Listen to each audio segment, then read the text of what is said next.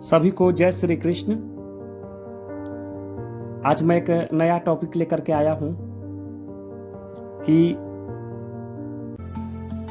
दान कैसे करें। जाने अनजाने हम लोग कहीं ना कहीं दान करते हैं और दान का बहुत ही बड़ा महत्व होता है। ऐसा कहा जाता है कि दान करने से भगवान प्रसन्न होते हैं, आपके घर में धन समृद्धि बढ़ती है। तो दान कैसे करना चाहिए, आज हम इस पर विचार करेंगे। कहीं हम दान गलत तो नहीं कर रहे हैं, इस तरह की बहुत सारे प्रश्न हम लोगों के मन में आता है। तो आज हम सारे के सारा इसे क्लियर करेंगे। जो भी हम लोग धन कमाते हैं, न्यायपूर्वक धन मतलब सही तरीके से जो भी धन कमाए उसका दशांश दान करनी चाहिए। दशांश बोले तो 10% दान करनी चाहिए। और दान क्या करना चाहिए, तो सत्कर्मों में लगाना चाहिए।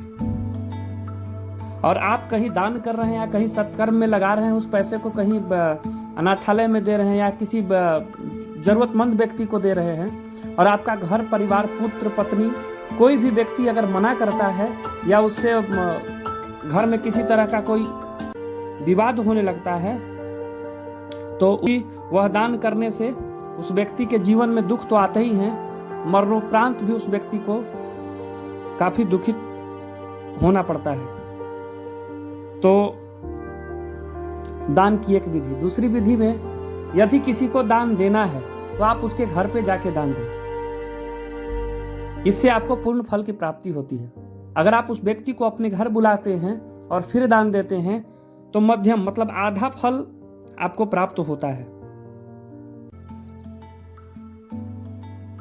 आगे मैं बताता चलूं कि गौ सेवा, ब्राह्मण को दान देना और किसी रोगी व्यक्ति को दान देना अगर आप चाह रहे हैं, और इसके बीच में आपको कोई रोक देता है या कोई उसे टोक देता है या फिर आपको कहता है कि आप उसको दान न दें, इस तरह का सलाह देता है, तो वह काफी दुख भोगता है। इसीलिए इस तरह का सलाह भी किसी को नहीं देना चाहिए। किसी को दान देना हो तो तिल, कुश, जल और चावल, इन सब चीजों को हाथ में लेकर ही दान देना चाहिए। नहीं तो उस पर दैत्य का अधिकार हो जाता है, दैत्य उसको अपने अधिकार में ले लेते हैं। अगर पितरों को कुछ दान कर रहे हैं तो उसमें तिल के साथ दान देना चाहिए। देवता को यदि कुछ दान दे रहे हैं तो आपको चावल के साथ दान देना चाहिए। और कभी भी आप किसी को दान दें तो अपना मुख को पूर्वाभिमुख होकर के, मतलब पूरब की तरफ मुख करके आपको दान देना चाहिए। और जो व्यक्ति दान लेने वाला है उसको उत्तराभिमुख अर्थात उत्तर की तरफ मुख करके दान लेना चाहिए। इससे आपकी उम्र बढ़ती है, आपकी आयु बढ़ती है, धन धान में वृद्धि होती है। और यदि दान लेने वाला व्यक्ति उत्तराभिमुख होकर के दान नहीं लेता है तो उसकी आयु छिन्न होती है। इसीलिए उसे उत्तराभिमुख होकर के ही दान लेना चाहिए।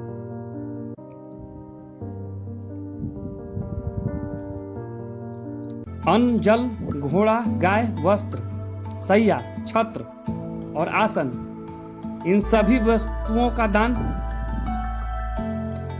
मृत्यु उपरांत के कष्ट जो होते हैं उसको नष्ट करता है। इसीलिए इसे अपने जीवन में दान जरूर करना चाहिए।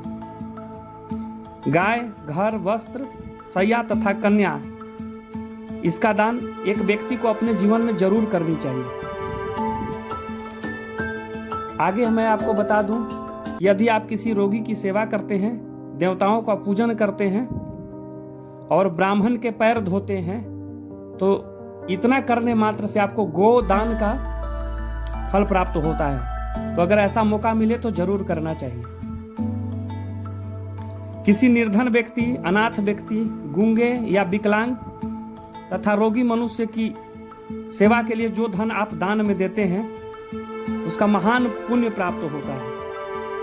तो इसे भी जरूर करना चाहिए। आगे मैं आपको बता दूं कि गाय, सोना, चांदी, रत्न, विद्या, तिल, कन्या, हाथी, घोड़ा, सैया, वस्त्र, भूमि, अन्न, दूध और घर की सभी सामग्री के समेत घर, इसे सबसे महादान माना गया है। इससे बड़ा दान कुछ नहीं होता, यह सबसे महादान में आता है, इसे महादान कहते हैं। तो आज मैंने दान के बारे में आप सबों को बताया। अगली बार में मैं बताऊंगा कि दान किस चीज का दान नहीं करना चाहिए, क्योंकि वीडियो बहुत ज्यादा लंबा हो जाएगा, इसलिए मैं अगली बार के टॉपिक में बताऊंगा कि किस चीज का दान नहीं करना चाहिए। तो हमारे चैनल पर नए हैं तो इसे लाइक सब्सक्राइब कर दें और कमेंट करें। मिलते हैं नेक्स्ट वीडियो में, तब तक के लिए जय श्री कृष्ण।